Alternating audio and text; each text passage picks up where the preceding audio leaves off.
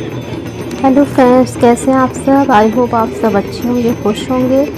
तो मैंने आपको पहले ब्लॉग में 10 घाट की आरती दिखाई थी, लेकिन सेकंड ब्लॉग में फिर थोड़ा सा आपको दिखा दे रहे हैं क्योंकि बहुत ही खूबसूरत आरती थी। तो मन नहीं माना, एक बार फिर से हमने सोचा आपको दिखा दें। यहाँ की आरती काफ़ी भव्य होती है, 80 घाट की आरती है और इससे अच्छी आरती शायद दशाश्वमेध घाट की होती है, जहाँ हम लोग नहीं पहुँच पाए थे। उसके बाद गए थे हम लोग बाबा विश्वनाथ के दर्शन करने, वहाँ के दर्शन करके लौट रहे हैं और काफ़ी आनंद आया था बाबा के दर्शन करने के बाद। ये है बनारस की रोडें जो काफ़ी खूबसूरत थी। यहाँ साड़ियों की इतनी दुकानें हैं कि मतलब कि आप देखते रह जाओ, एक से एक साड़ियाँ दिखाई दे रही थी। उसके बाद फिर हम लोग आ गए अपने गेस्ट हाउस पे, यहाँ पे खाना खाने के लिए। हम लोगों ने यहाँ पे एकदम सिंपल खाने का ऑर्डर दिया था और मतलब कि पूरे दिन की जो थकान थी ना, तो मन नहीं कर रहा था कि कुछ आपको कुछ उस तरह का होटल जैसा खाने का। ये एकदम घर जैसा खाना था गेस्ट हाउस में।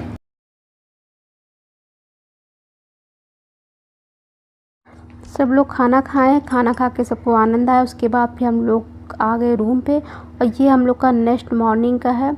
दोनों भाभियाँ तैयार हो चुकी हैं नहा धो के, हम भी तैयार हैं, इंतज़ार कर रहे हैं भाइयों का कि वो लोग ऊपर आए क्योंकि लोग अलग रूम में हैं।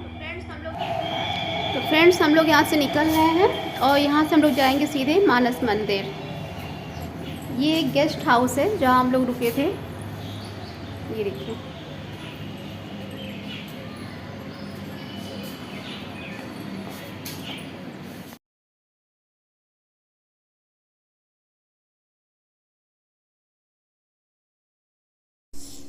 सबसे पहले हम लोग संकट मोचन मंदिर गए क्योंकि पास वही था। संकट मोचन मंदिर में हम रिकॉर्डिंग नहीं कर पाए क्योंकि वहाँ पे कैमरा फ़ोन ले जाना अलाउड नहीं है, पर वहाँ पे बहुत ही अच्छा लगा। आप वहाँ जाइए, वहाँ पे चालीसा की ढेर सारी किताबें रखी रहती हैं। आप किताब उठाइए, पढ़िए, पढ़ने के बाद वापस आप वहीं पे रख दीजिए, प्रसाद लीजिए, चले आइए।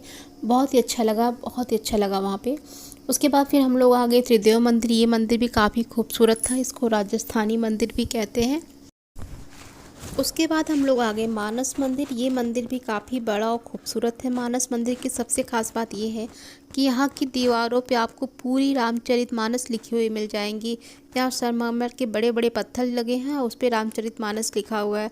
ये देखिए, जहाँ भी नज़र जा रही ना, पूरी दीवारों पे रामचरितमानस है।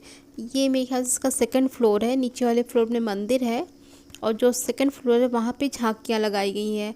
मतलब पूरी रामायण की पूरी कथा यहाँ झांकियों के द्वारा प्रस्तुत की गई है। यहाँ पे भी काम अभी चल रहा था और कई जगह पे अभी और भी काम हो रहे थे, तो इसको भी और सुंदर बनाया जा रहा है। यहाँ भी जाके बहुत ही अच्छा लगा, सारी झांकियाँ देख के बहुत ही अच्छा लगा। ये जगह जाने लायक, अगर आप बनारस आते हैं तो आप यहाँ के विश्वनाथ मंदिर, यहाँ की आरती, यहाँ के मंदिर, बहुत से मंदिर, हम लोग तो कुछ ही मंदिर जा पाए, लेकिन यहाँ पे मंदिरों की कमी नहीं है। अगर आप एक दिन में घूमना चाहें तो बिल्कुल भी नहीं हो पाएगा। आप आते हैं सिर्फ मंदिर के पर्पज़ से तो आपको 2 या 3 दिन यहाँ रुकना चाहिए, फिर आप सब मंदिर घूम पाएंगे। ये झांकियाँ देख रहे हैं, ये सारी झांकियाँ एक लाइन से एक के बाद एक बनी हुई हैं। और वहाँ से हम लोग आ गए बाहर। बहुत ही गर्मी थी, लोग वहाँ बैठे हुए थोड़ा सा ठंडा रहे क्योंकि जो मंदिर है वहाँ का वातावरण बहुत ही ठंडा और शीतल है। उसके बाद तो इधर बहुत ही गर्मी थी।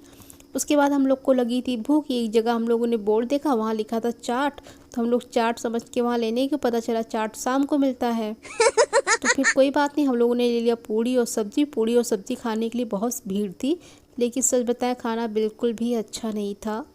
पता नहीं कैसे इतनी भीड़ थी वहाँ पे। उसके बाद आ गए हम लोग साड़ियाँ देखने। साड़ियाँ ये उसी रोड पे है जहाँ बाबा विश्वनाथ का मंदिर है, ये उसी रोड पे साड़ियों की दुकानें हैं। तो यहाँ से भाभी लोगों ने साड़ी खरीदी, बहुत ही बड़ी शॉप थी। यहाँ आप रोड पे चलते हैं तो लोग आपको बुलाया करते, आइए हमारे यहाँ साड़ी ले लीजिए, यहाँ ले लीजिए। लेकिन भाभी उसी शॉप पे गई जहाँ वो पहले जा चुकी थी। और ये बड़ी शॉप थी, अच्छी शॉप थी। जो आप साड़ी देख रहे हैं ये सिर्फ 600 की थी।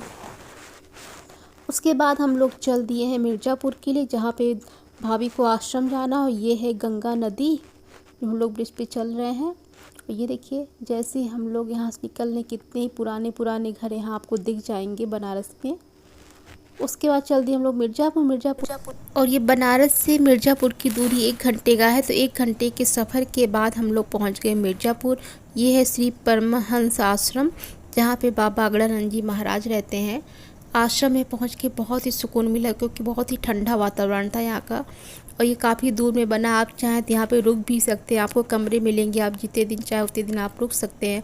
और भोजन की व्यवस्था तीनों टाइम की रहती है। आप अपना खाना खाइए, फिर अपने प्लेट को धुल के रख के चले आइए, वो काम आपको खुद करना होता है। और जब हम लोग पहुँचे तो कब भंडारा ख़त्म हो चुका था, लेकिन उसके बाद भी हम लोग को खाना मिल गया था। फिर हम लोगों ने खाना खाया, काफ़ी भूख लगी थी क्योंकि सुबह हम लोगों ने वही बस पूड़ी और सब्जी खाई थी। ये शाम को 4 बज चुके थे। ये शुरू हो गया है बाबा का प्रवचन।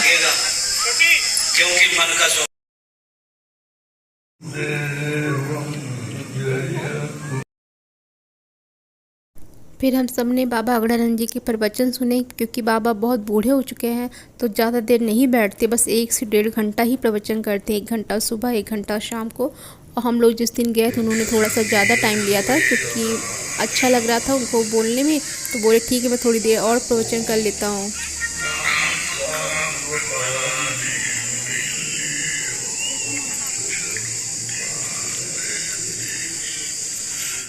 तो ये बज गए थे शाम के 6, क्योंकि आज बाबा थोड़ी देर ज़्यादा बैठ गए थे तो 6 बज गया। फिर 6 बजने के बाद हम लोग ने दोबारा प्रसाद लिया, प्रसाद लेके चल पड़े घर की तरफ। हम लोग से गलती ये हुई कि हम लोग ने दूसरा रूट लेना था, लेकिन हम लोग ने वो रूट छोड़ के इस बार बनारस का रूट पकड़ा कि बनारस से वापस बनारस से ही घर चलते हैं। और वो फ़ैसला हम लोग का गलत हुआ, क्योंकि बहुत टाइम लग गया था। और ये देखिए बनारस के घाट रात के समय कितने सुंदर लग रहे हैं, जैसे दीपावली के टाइम पे पूरा शहर जगमगाता है, उसी तरह ये घाट लग रहे हैं। काफ़ी खूबसूरत नज़ारा था, लेकिन टाइम नहीं था कि हम लोग रुक के वहाँ पे देख सके। क्योंकि बनारस से वापसी कर रहे थे, बनारस में जाम बहुत ज़्यादा लगता है और कई जगह तो अभी रोडें बन रही हैं, ओवरब्रिज बन रहा है, इसकी वजह से और भी जाम लग गया था। इसीलिए हम लोग को टाइम ज़्यादा लग गया था घर पहुँचने में। हम लोग रात के 12 बजे घर पहुँचे थे। ये है नेक्स्ट मॉर्निंग का जो हम कर रहे हैं अपना नाश्ता काफ़ी सिंपल था, रोटी थी और 2 सब्जियां। और ये देखिए बाहर का व्यू है, घर के बाहर का। देखिए ये सुबह के 8 बज रहे हैं, अभी से कितनी गर्मी महसूस हो रही है, कितनी तेज़ धूप निकल आई है अभी किससे।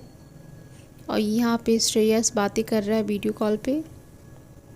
यहाँ सारे बच्चे बैठे हैं, क्योंकि धूप निकल आई तो ये लगता है कहाँ आप कैसे खेलेंगे।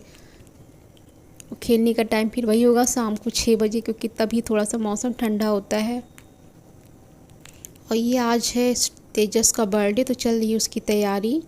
ये बबली बना रही थी बेल का शरबत, भाभी अंदर खाना बना रही थी, मीठी की तैयारी इस टाइम करनी, क्योंकि शाम को बर्थडे का खाना बनाना है। तो ये प्याज वगैरह छील के अभी से रखा गया है। साथ में भाभी बना रही गुलाब जामुन, जो कि उससे मेरा फेवरेट है। इन्होंने इस चीज़ को सुबह ही बना के रख लिया था, सिर्फ कुछ तैयारी बाकी थी जो कि उन्होंने करनी थी। उसके बाद फिर शाम को खाना बनना था। ये देखिए इतने सारे गुलाब जामुन बन के तैयार है, कितने अच्छे लग रहे हैं ना। और ये हैं भैया बैठे हैं, जो कि शाम की एक सब्ज़ी भैया खुद बना रहे हैं, आलू और परवर की। भाभी पनीर की बना रही है, भैया आलू परवर की बना रहे हैं, क्योंकि इसकी सब्ज़ी बहुत अच्छी बनाते हैं। भैया कुकिंग करते हैं तो सारे खाने ही अच्छा बना लेते हैं भैया। और ये बाकी सब लोग लगे हुए हैं। शाम का टाइम हो चुका है, ये शायद 5 बज रहे हैं इस टाइम। उधर तेजस धुल रहा नूडल्स, हमने सबके लिए नूडल्स बनाया था। अब ये हो गया है टाइम केक कटिंग का। तेजस जा रहे हैं केक कट करने, और ये भाभी लगा रही है टीका। वैसे टीका तो हर घर में सभी लोग लगाते होंगे ना, बच्चों को जब बर्थडे होता होगा। ये बैठे इंतज़ार कर रहे हैं कि कब ऑर्डर मिले हमें काट केक। उसके बाद केक कटने के बाद सबने केक खाया, नूडल्स खाया, जो हम रिकॉर्ड नहीं कर पाए थे, भूल गए थे। फिर ये बच्चे हैं जो बगल के बच्चे, जो मेरे बड़े पापा के घर के बच्चे हैं, वो सब लोग आ गए हैं खाना खाने के लिए। ये सब तेजस के कजन्स हैं। और खाना बाहर ही खिलाया जा रहा था, क्योंकि बाहर का मौसम भी ठंडा था और यहीं पे बन रहा था, तो गरम गरम देना भी आसान था। फिर हम लोग आ गए शादी देखने के लिए। एक बारात जा रही थी, तो रात के समय बहुत ही खूबसूरत लग रहा था, मैंने उसकी भी रिकॉर्डिंग कर ली। उसके बाद फिर हम लोग खेल रहे हैं लूडो, जो कि गर्मियों का स्पेशल गेम है। और सब लोग काम करने के बाद लूडो ही खेलते हैं, तो सब कुछ हो गया तो सब लोग खेल रहे हैं लूडो।